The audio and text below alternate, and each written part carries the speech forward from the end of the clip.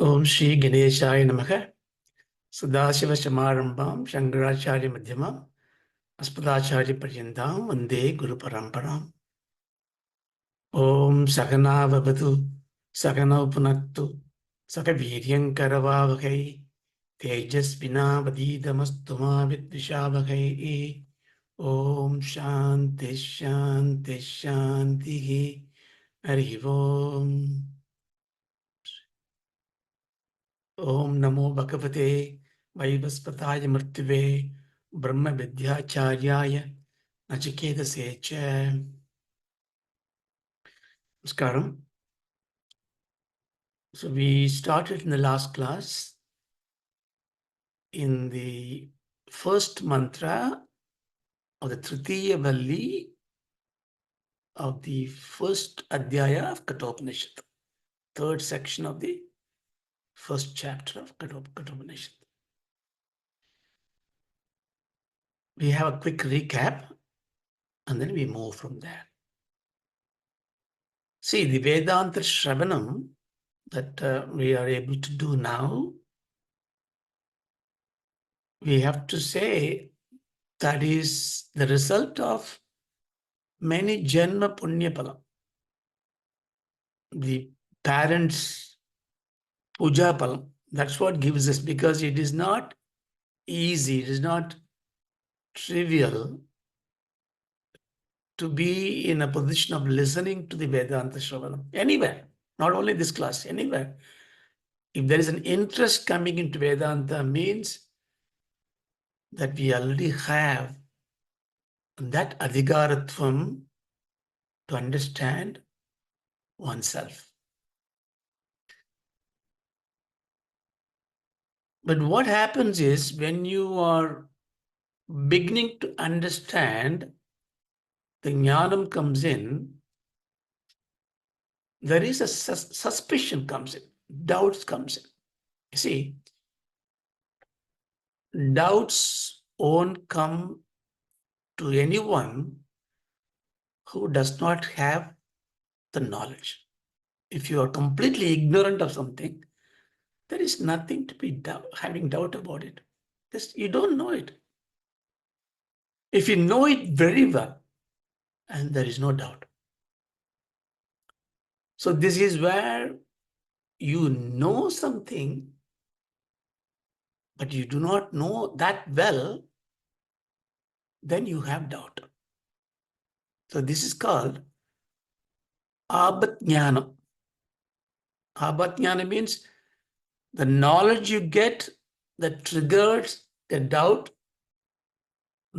you hold on to it. So if you have a doubt, you'll say, hey, this mantra, you know it? I say, yeah, I know it, but I have a doubt. So you neither say you know it, nor you say you don't know it. Now, why am laboring this point?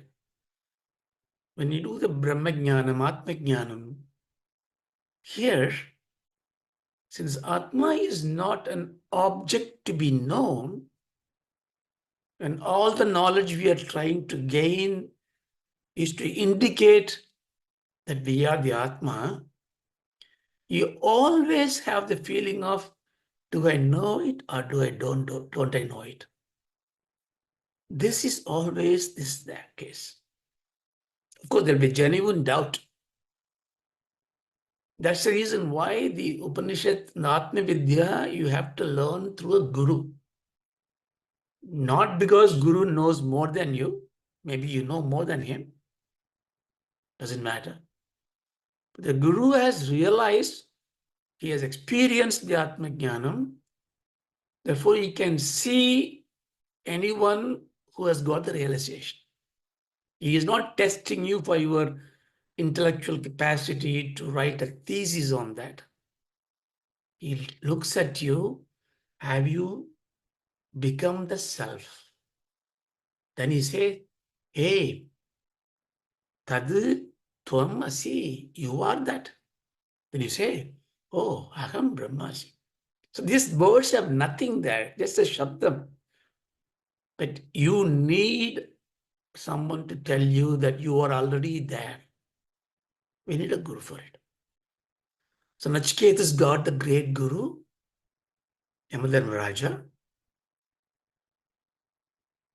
But then to know anything, pramanam means the means of knowledge, right? So you can take a book, you can take a dictionary, you can read all the words, you know the English. But can you? So you have never seen a zebra, for example. And then you see an animal, you don't know it's zebra or any animal, for example. So even though you see it, the pramanam is the pratyaksha pramanam, I see that, but I don't know that is zebra. What is lacking there?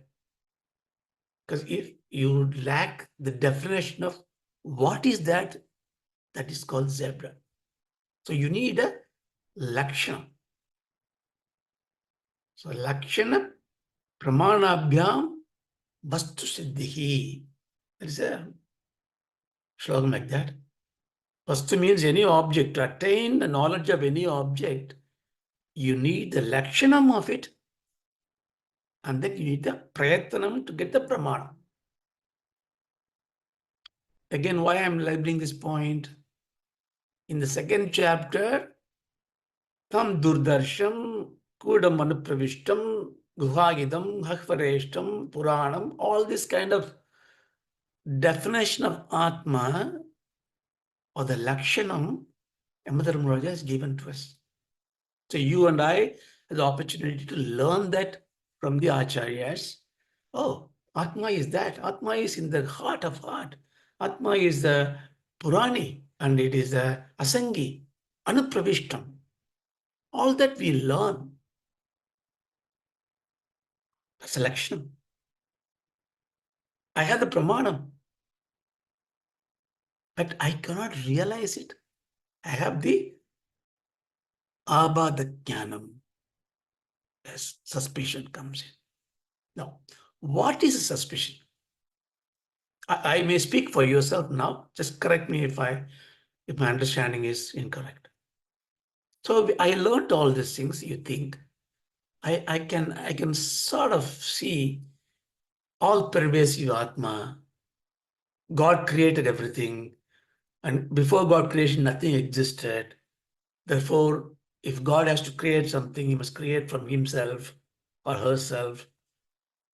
Since I am his creation, therefore I am God's material, God's body. Therefore I must be God. All that kind of a intellectual process. Okay, I get it. But am I really that? I have disease, I have problems, I have failures, I have disappointments. I have very different person. The Vedanta class is fine. It gives me a temporary escape from the empirical world. But I don't get that. So I get that out. So when I learn all this, why am I not getting that? That is why in the third Valli, Mother Raja comes down a little bit to our level and is going to give you certain metaphors, certain imaginative things, so that you imagine about your pursuit, your problems, and you are the hero. So he's going to now talk about you. So we have to park that knowledge that so we must have a very clear conviction.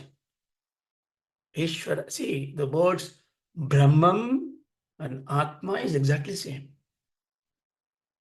Napumsaka lingam. They are in a neither male or not female, it's a neutral gender, we always say.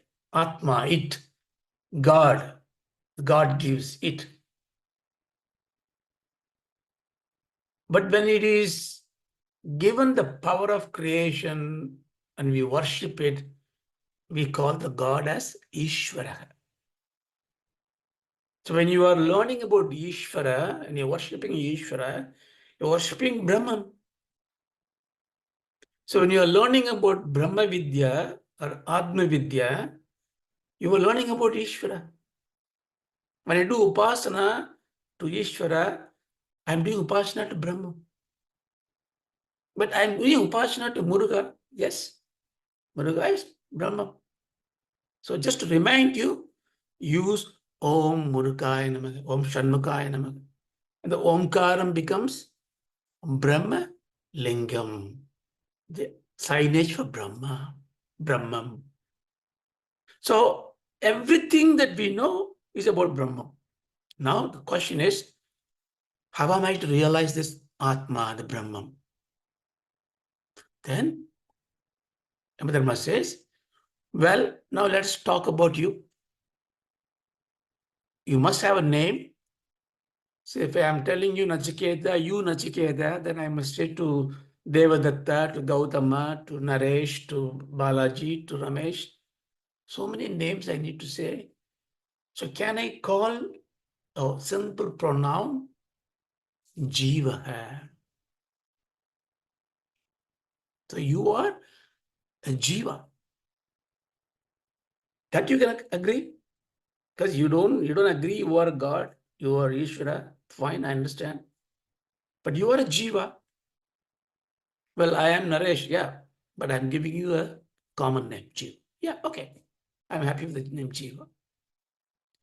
Now, your life, what is your life? Well, I don't know why I born to these parents. I'm lucky I born to these parents. Now my life is just going along the timeline. Okay. Going along the timeline means, what does it mean? Oh, it's like a travel. Okay. So your life is a Jiva Yatra. Yeah, you can say that. So what's the problem? Well, the Jiva Yatra is very confusing to me. I don't know where I am going.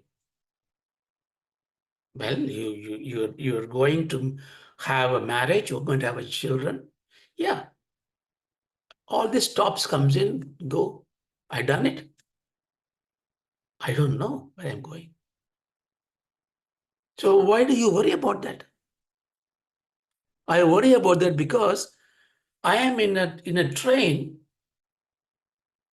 I don't know whether I have the right ticket for it, right class for it. I'm sitting there. I have a baggage. The train is going somewhere. I don't know where. Maybe it get a crash somewhere. Maybe I'm finished. So I need to know where I am going. I need to change my class of travel. I want to have the ticket, right ticket to go on the right travel. Now, I don't know about you, but I feel the same way. Many a times I'm thinking, what is this life? What am I doing? That I do when I am very happy, because happiness gives me a sukham, the sukham gives me anxiety about losing the sukham, and dukkham comes in sneakingly. Hey, look, this joy you have is going to end. Or I have trouble. Oh, why am I troubling that? So the metaphor, therefore, travel is appropriate. So in this third Valli, you're going to talk about the Jiva Yatra. So you and I are going to travel our life, assess the travel. How we are going to travel, where we are going to go, who is driving us, how are we going to travel this? All that we need to explore.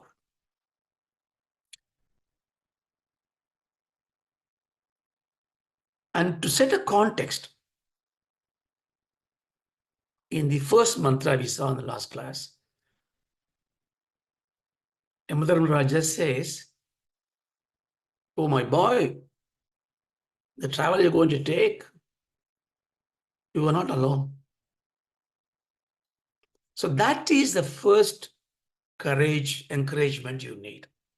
When you are confused in life's journey, Sometime when you retire, when you become an old person, children are living abroad somewhere, America or Germany somewhere, and you're an old person sitting there, I am alone. So the moment you start thinking I'm alone, the grief comes in, sorrow comes in. Being alone, being in solitude, they're very different things. But you can never be alone. This is the beauty of it. So Emerson says, you are not alone. You are, if I say you are like a shadow, and there's a light entering that. So Rudam Bibantau Sukrutasya Loke Guham Pravishto Parame Pararte Chaya Dabho Brahma Vito Vatanti Panjaknayoicha Trinachiketaha. We saw that in detail. Just touch upon it. It says, you are entering into this embodiment. Now, the embodiment is your body. And he's going to recreate it to a car, a chariot in the next mantra. I exist because you see me with this body, right? Therefore, this body, I think I am inside. That's my feeling is. It says, inside you, Ritam Vibanto Sukritasya. For all these karmas you've done, to enjoy the benefit of the karma, to endure the pains of the karma, in this loke, in this body, it's in a dvivachanam. Bibantau, to enjoy that, pravishtau, parame pararte, in the supreme place of the heart, the buddhi. Say buddhi, we always think of brain, right? So in Vedanta, buddhi is the finest layer of the heart. Not the physical heart, the hridaya. You have this Atma Chaitanyam, then you have the buddhi. The buddhi is covered by the manas, indriyas, and then the stula body, stula sarira. So everything is covered, encapsulated in a capsule of pranamaya. We saw that in the Tattva. So here he says, you are with Ishvara inside you. I use the word Ishvara. Why? Because I'm going to use the word Jiva for you, for I. So if I am Jiva, I'm going to see Brahman as the Ishvara. What is common between Jiva and Ishvara? The common denominator is Atma Tattvam, Atma. If I call Ishvara as Paramatma, I am Jivatma. If Jiva is a wave, Ishvara is a sea, ocean, the Atma is the water principle. You understand? So when you talk about Atma, Brahman, we go in a neuter gender. We talk about the concepts, not concepts, as a tattva. When you embody them into worship or the pujyasri form, Ishvara. Okay. So it says they are in the body to enjoy as a shadow and the light. Why am shadow? I'm not shadow. No, you are shadow. Because you exist because there is a chaitanyam in you, the light in you. When I'm gone, even my loving wife will say, oh, his body is still there. Who's going to take it away? It's gone. It is that light that makes you who you are. And we also saw why there is a shadow. When there is light only, there is only light. You can't see anything.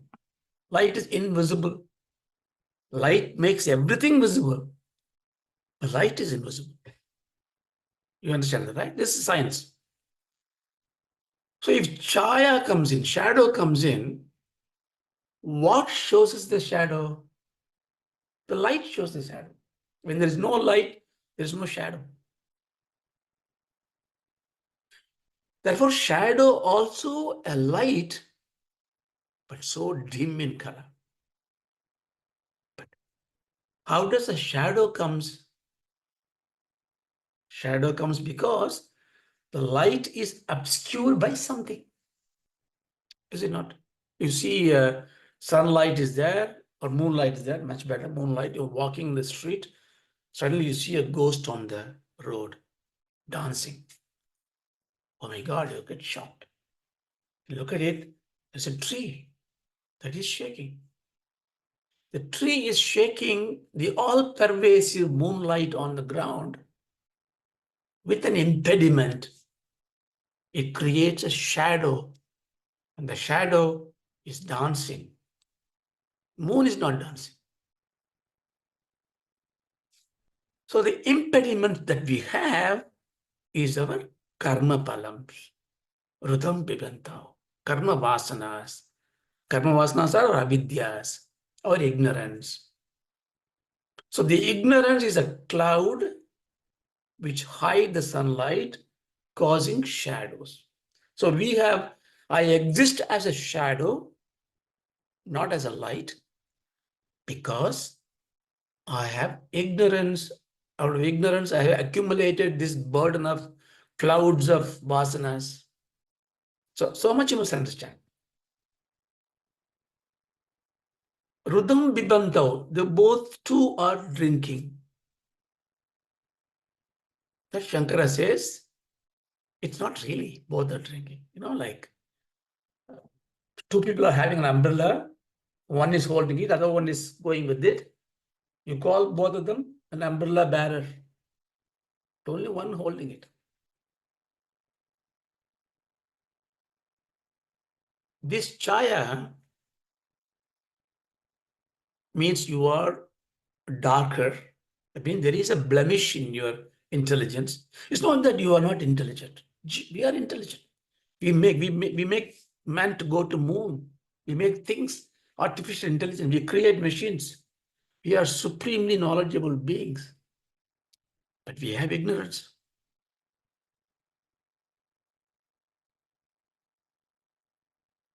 Again, example. If you take a child is crying, right? Crying for to eat ice cream. So mother says, okay, you can eat one. And it wants more and more and more to eat. Mother says no. And you see another mother giving her child more and more ice creams, and you are watching them in a train, for example. You will think, look at that other mother. She's just feeding the child. A lot of ice cream is going to really damage the child's health. Whereas look at this mother. She doesn't even care. The child is crying. She's not caring. You don't have angry at the mother because mother's doing the right thing. Because the child is crying for more ice cream because it is ignorant of it. The mother doesn't want it to have unhealthy food. So what the mother does, she ignores the child's crying. She ignores the ignorance. So English is beautiful. The word ignorance means the gerund form is ignore. That you ignore. So ignorance should be ignored unless it's corrected. When I say the example, it comes to my mind, sometimes we pray to God, God, why are you not solving my problem? I'm crying. It's like no, I'm like a child, I don't know why the problem happens. This is going to educate me something. But we run immediately to the Josier to get the Prayachitam, go to the Vinayaka temple, crack coconuts, we go to all the gods, summon every god to come because you are in trouble. There's some sort of small issue. It's like a child asking for more ice cream. But the God does not care about you. Because God has to ignore the ignorance. But if you really insist and you go and I need to really do prayachittam, I do this thing, then okay, have it. So the God feeds you to ignorance. Then you realize, oh, every time I go and do this coconut, I crack it, I get things done. So you are not able to take any ordeals of life. You ask to be fed ice creams all the time. So you are in a shadow. So you make money, you are in a dharma karyam, you do a lot of good things. But you do with the desire to eat more ice creams. More and more, more and more. God also helps you reluctantly because you are just asking for it. That's what you wanted, child. Okay, I fed up of giving you troubles to make you realize you are not taking the Vishada Yogam like Arjuna. You take every trouble is a problem. You must come to me. That is why Chaya is there. So how does the Chaya get deleted? Two ways you can do. If you understand Chaya comes from the tree that is shaking, cut the tree without the root. But what is this tree? Samsara. It is the avidya. Cut the whole thing. How do I cut it? Well, then come back to square one, lesson one. We start from the karma yoga, upasana, all these things we do. Other option is I ignore all these things, ignore the ignorance. That means I focus on the Chaitanyam. When the Chaya goes to the light, Chaya is not there anymore. Chaya is gone. That means if the shadow looks to the light and goes to the light, shadow becomes one with the light. Now come back to the allegory I said. We are a Jiva. I'm taking the Yatra. The Jiva is a shadow. Jiva Yatra is my life. I don't know where to go. I know Chaya means have blemish. So I had to be pure. Not worry about the Ishvara. I want to be full of light. And I have only one choice, that I must go towards the light. So I know a destination now. Destination is towards the light. How to go? What is a mode of transport? What should be my focus? So this is what he is going to give you in the subsequent mantras. Okay? There's one mantra which is in the Mundokopanishad. It's also in the Rig Veda. It's also in the Shvedashopanishad. It's a kind of a beautiful, all of you may know this one. It says, Dva Suparna Sayuja Sakaya Samanam Vriksham Parishashva Jate Tayor Anyah Pipalam Swadvati Anashnas Anyo Abhishagasidi. It said, this mantra by itself is fine, but when you take the subsequent mantras, it created a lot of debate in the Dvaitavadis, but we are not learning Mundokopanishad, but I'll just give you this story. This is relevant to first mantra. What is the story? There is a tree. in the tree, Dva Suparna. Suparna means beautiful birds. Dva, two birds. What kind of birds they are? Sakaya, Sayuja. Sakaya means they are like one and the same. They look like similar. They have the same stuff, same breed, same like similar. Sayuja. Yuj means to join. Sayuja means very well joined. That means they are always united. Yeah, love birds, you can say. What they do, Samanam Vriksham Parishasva Jate. Samanam Vriksham. Samanam Vriksham means in a tree, the same tree. You can say like that. Okay, there's a grammatical clause. How we say this. This is the same tree. In the same tree, the both birds, Parishasva Jate. They make it as a domicile for them. They hold to the tree.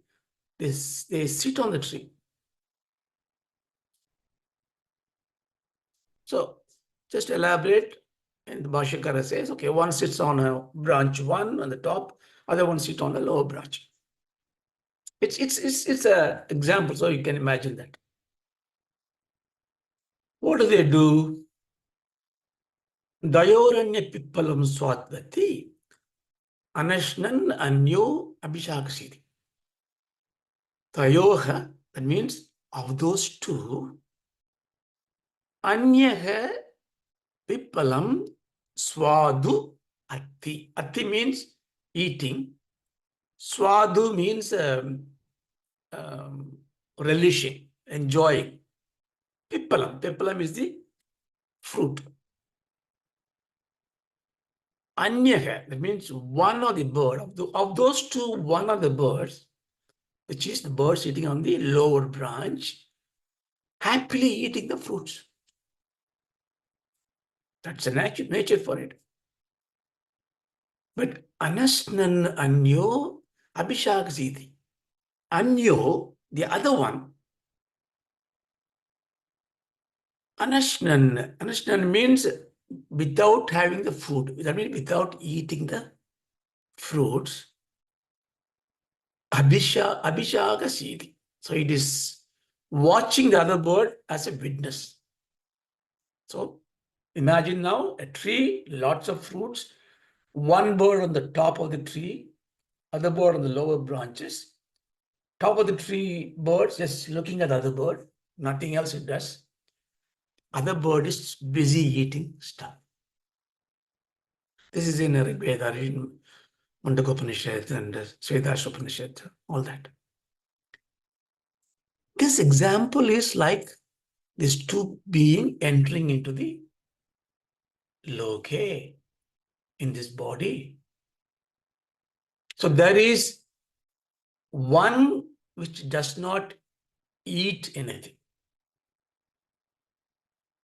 How does the story goes? So it eats the fruits. It enjoys the fruit. It is relishing. Oh, it's sweet. Then go to the next fruit. Oh, it's good. Bit sour, but it's nice. Oh, this one, tasteless. Oh, this one, oh, bitter. When it have a bitter one, it's got a bit of a, giddiness, dizziness, and I had to go on a lower branch, fall down there and holding on to it.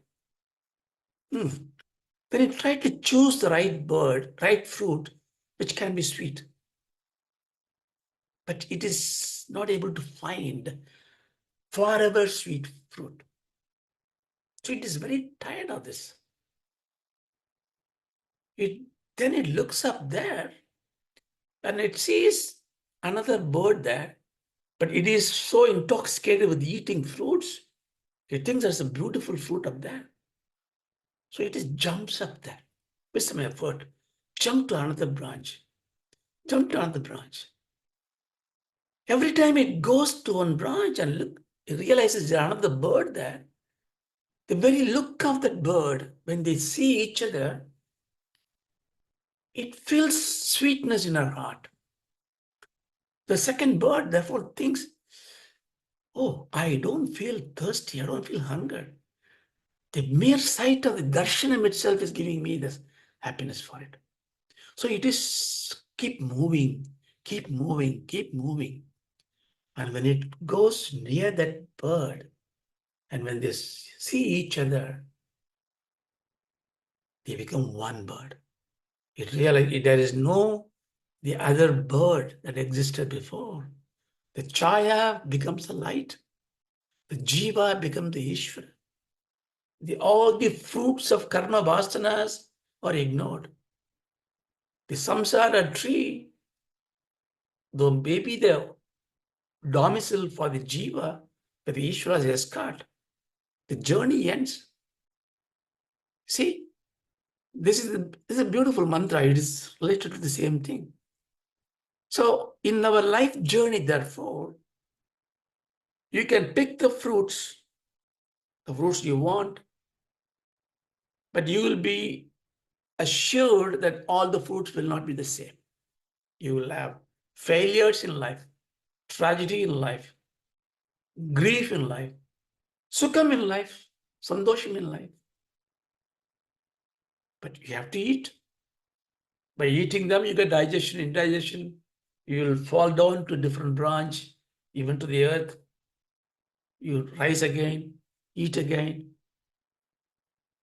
But the moment you look inside, upside rather, in you, hey, there is another one of me.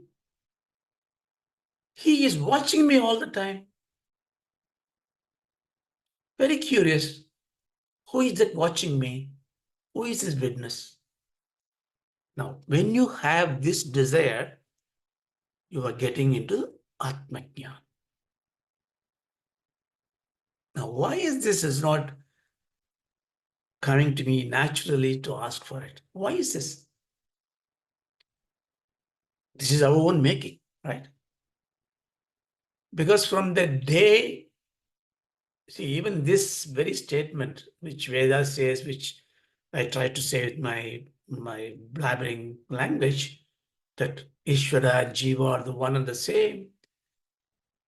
In some religions, I'll be hanged to death because bless me, because you are doing a ninda to dharmacharam. How can you say? Even Dvaitis will say, how can you say you are Ishvara? No, come on, you can never be.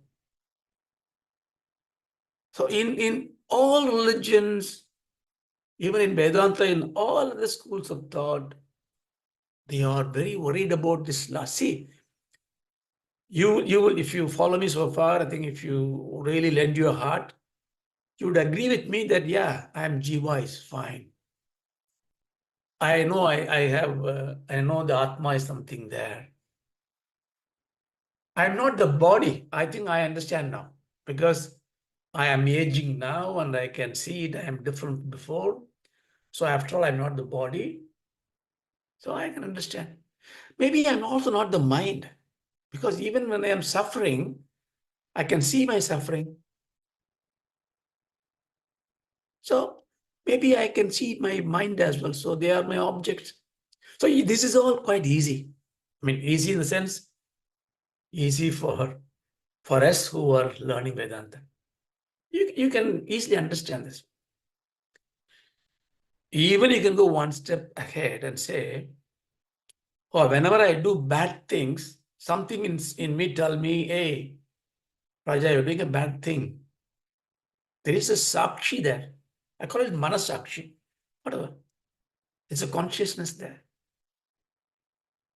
So I can associate with what Vedanta tells me that in me there is a doer, performer, enjoyer, as well as a witness. Even that we can understand with a sharp mind and thinking. So nothing strange about this. You don't need a lot of, even with the yukti, you can understand it. Yes, there's an awareness there which is beyond the thought, because the awareness think about this thought. So there must be We can say it with the finest form of me, I can say. But then, if Upanishad tells me that all-knowing awareness in you, which is akarta, abhokta, is the light, chaitanyam, it is Ishvara, and you are just a chaya, you are that. That I cannot understand, right? And why it is? Because from day one, what are we taught? When you're born, the moment, if you go back to a childhood, the first childhood memory you may have is maybe you are going in a bullock cart or a car with your granddad, something like that. You can see objects. They teach you different things. You are, who are you? Oh, I am Sahitya. So you teach her that one. This is your father, mother. If I go and ask a very grown-up man and say, so I say, oh, are you a Yadav? Are you a Brahmin or something? I said, yeah. Oh, are you a Hindu? Yeah, I'm a Hindu, yeah. Are you a human being? Of course, I'm a human being. Are you a living being? Because human being is just one part of the living being. Yes, I'm a living being because I'm living. Ask the final question. Are you the being? That question nobody asks. But that question has to be there. The living being can be there only there is a being. What is a being? Being is being awareness of existence. If you're not aware of existence, there is no being. So Chetana combination of thing is a being. But we have been taught like this. Even today, to section, I'm a Vaisya, I am a Chettiar, I am a Brahmin. Oh, I'm Saiva, I'm not a Hindu. People take this kind of a stand because there are economic benefits. When you become minority, you can claim rights, at least in India. Very divisive politics has come. So it is, instead of uniting people, or societal law has created division. The jati, matam are not to divide people, just to give a path. You choose this path at a time, but you are still the same. So it is difficult for us to even move from our little domain to be a human being, let alone being a living being. If I'm a living being, I will not say that sheep and cows are for my slaughter. So your thinking becomes refined when you realize your true nature. So the reason I'm coming to this, because the Lakshanam is not an indication of it. So witness is there, right? Okay, I can see the witness. But what is the Swarupam of the witness? The Swarupam is what you want to know. So this is what we are going to learn, but we are going to learn by the bhavana of a travel. So far what you must understand, I am a Jiva, I am going to travel. Along with me is a light of consciousness behind me. I don't know what it is doing, but it is helping me to move forward. So now I need to move. This is where I am, right? Let's go to the next mantra. Next mantra is expanding this further. Yaha sedur ija nanam aksharam brahmayat param abhayam vivishadam param nachiketam sakemahi. Now he is Raja giving you this Jiva. So you are a Jiva, I am a Jiva. You have a journey, I have a journey. Every Jiva got a journey. Here he says, for all these Jivas, right now we take many Jivas, right? We'll come back to this Eka Jiva Tattvam later. Each one of us have got their own journey. These journeys can be classified into two parts. What is the two part? Take the bird's example. One bird's life is keep eating to its form, regenerate, eat, eat, eat. Other option is to jump up, up, up and go and reach the light. That's only two options. There is no other way. But they are diametrically opposite options.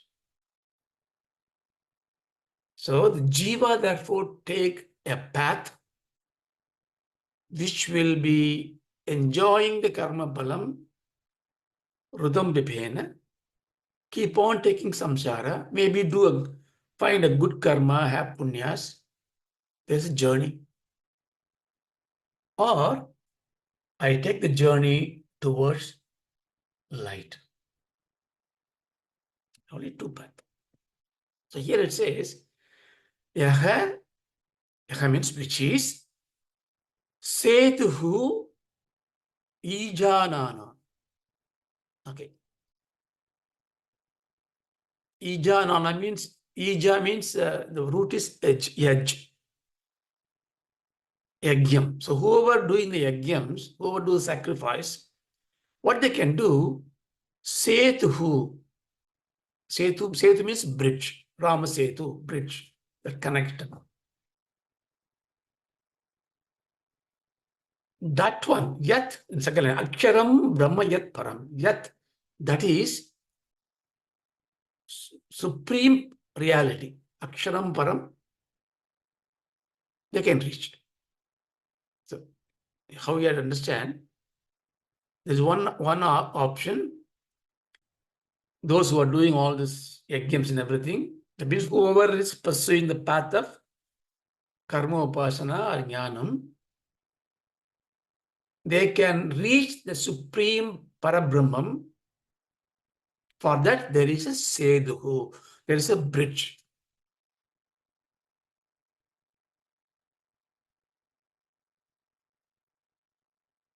How does a bridge takes them? Because I am doing this yajnam through the path of upasana, karma upasana. So therefore, I am going through a krama mukti. I do punyas, no papas. Rise next branch, punyas. But my goal is to reach the God. So bhakti, this also bhakti is there. See, this is called the Ananya Bhakti. What does Ananya Bhakti means?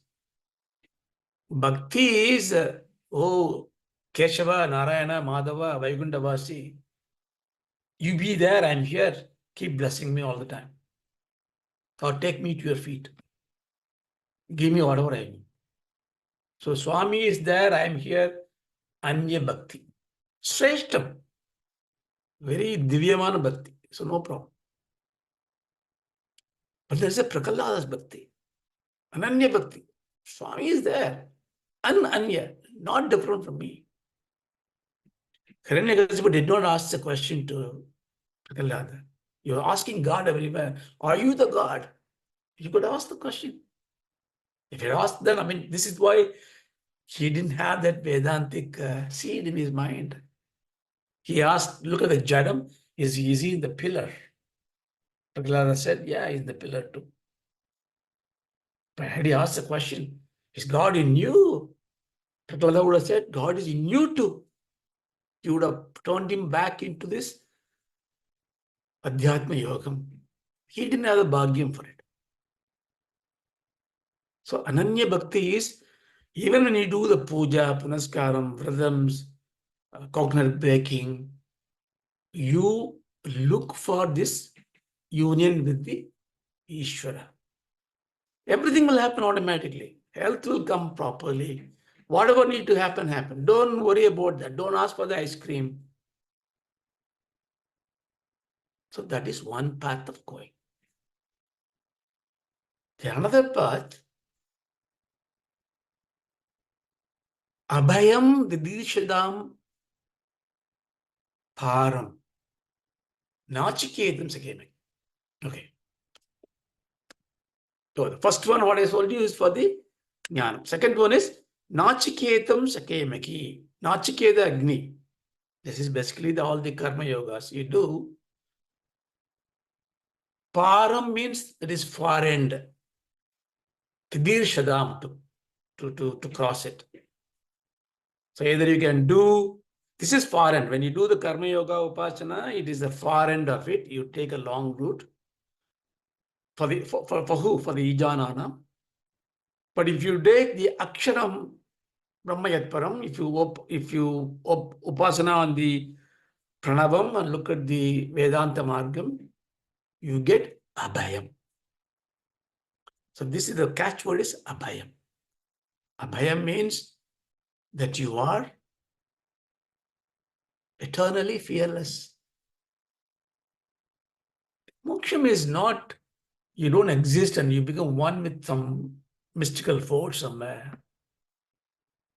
Could be. It doesn't need to be that. Moksham is Abhayam. Moksham is Swatantram. Swatantra means that you are independent of everything else. You have no fear. That fear, the no fear, Abhayam can only happen if you know that I am eternal. I'm not going to die. Diabetics to the body, yeah, fine. Heart attack, yeah, to the physical body, yeah, it'll go. I'll have another embodiment. Yeah, I will go. I have the right ticket because I've been doing punyas. Some papas have done fine, but I got a lot of punyas. I got a right ticket. But which train you will take next Janma? Well, I got a right ticket. My intent is very clear. My intent is not to really build the villa next time in Alps. My intent is enough of this thing. I want to get moksha.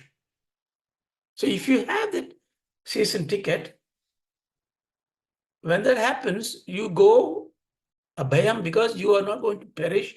You're going to change your coat to a different coat. Well, I leave behind my loving people, all this. Yeah.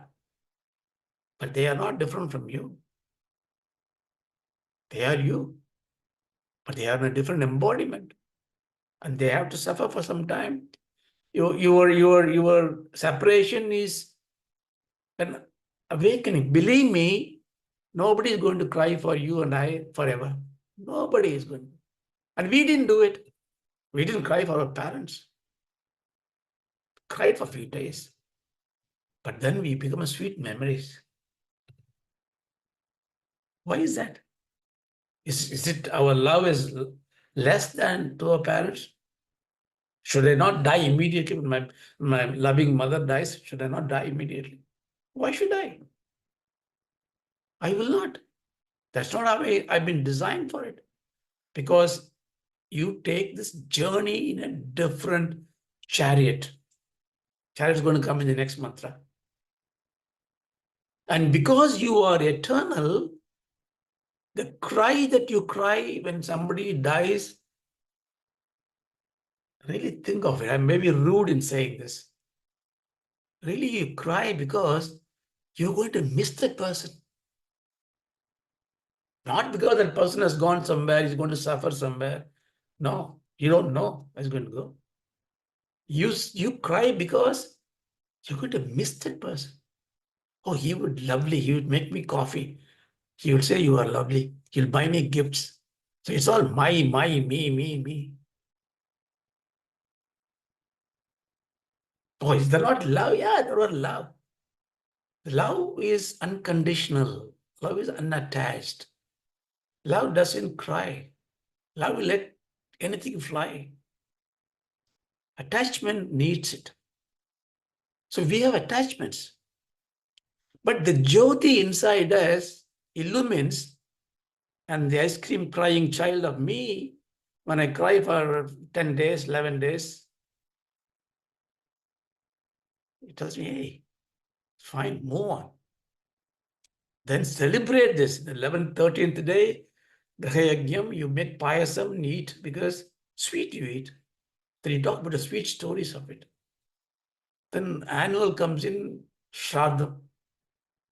Adharsam Vada, when I was young, I remember Shradham is like a celebration, we get sweets to eat. Heart of heart, it's a death ceremony of somebody, but you enjoy it. Can you enjoy death? You can, you should. It's fine, because you may relish their, no, I'm not saying disrespect to deceased, but you have to really realize the cry and the grief is your making.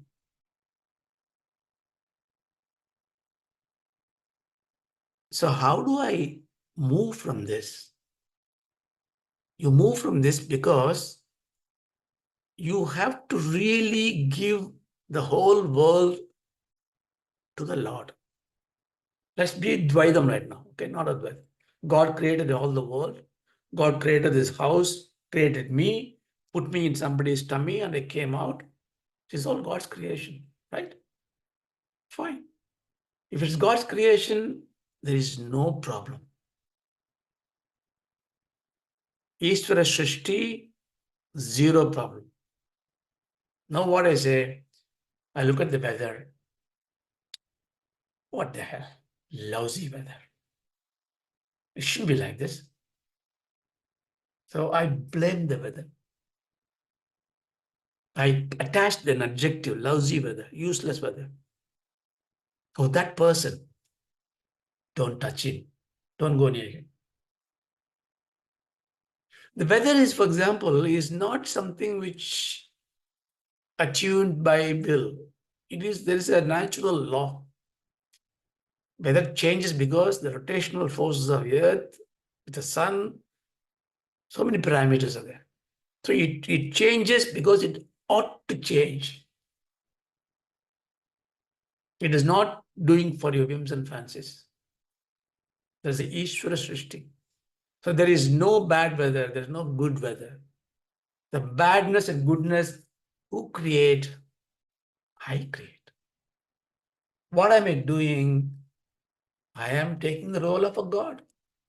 I am Srishti, I am making Srishti. So what I'm doing, I am a Jiva Srishti. That is bad, this is good, this is right, this is wrong. Okay, you need a certain level of contact of life, leave it there. But this is about your adhyatma, your experience of it. When you start creating Jiva Srishti, and it contradicts the Ishvara Srishti, you get into a problem. So all your suffering, all your fears, all your dukkham, if you really unravel it, it is not because of God created that. It is you created that. It is your Srishti. So what do I have to do, therefore? Don't create your Srishti. Don't create it. What do you mean don't create it? Can I not have an opinion? Well, you can have opinion. But you must know that you are making an opinion. The opinion is based on not just the facts of your mind, the truth of the matter. Well, I cannot find the truth for everything else. Right. Then make your facts better. What do you mean facts better? Fact is a fact. No. The fact I see and the fact you see, the fact the newspaper published, each fact is different. It is factorized into a text, factorized by some mind.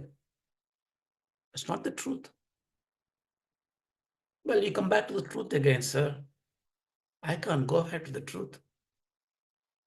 Tell me a way my opinions can be less harmful. Simple way. Your opinions come from your mind. So you clean your mind. When your mind is clean, blemish-free, the opinion that you make on others, the srishti that you make on the world, because you cannot resist, you will make srishti. Because, why? Because you are Sat Swarupam, you are Ishvara. Ishvara creates, you create. So therefore, even I say I won't want to create it, it's very difficult not to create. You will create. But let my creation be not in shadows, but in light. The light of my mind. Light in both sense. Light in less weight of blemishes. Light in the purity of it. So what is the solution? LKG again. Karma Yoga. Do your duty. So you cannot, Vedanta is not something you can just wander around on many things you do, and then you took a lottery and pick it up. You got it. No, you cannot. You have to do karma, you have to do upasanas. Your mind has to be pure. Your prayatnam has to be very genuine. You evolve and evolve and evolve. Maybe one janma, like Ramana Maharshi, you're born there, nobody teaches you, no guru comes in, you are there. So it is a lot of prayatnam has gone. So we have to wake up before this journey that you have undertaken already. Amongst us, there are some are 20s, 30s, 40s, 50s, 70s, different age group, different travel we are doing. At least from now onwards, we have to take control of this journey. So the control of the journey means I am blessed with the light of Ishvara behind me. So that is the assurance I have. Now I must really know what is my chariot I'm going to ride on it, which path I go, which control I take, who is the charioteer, how am I going to control him.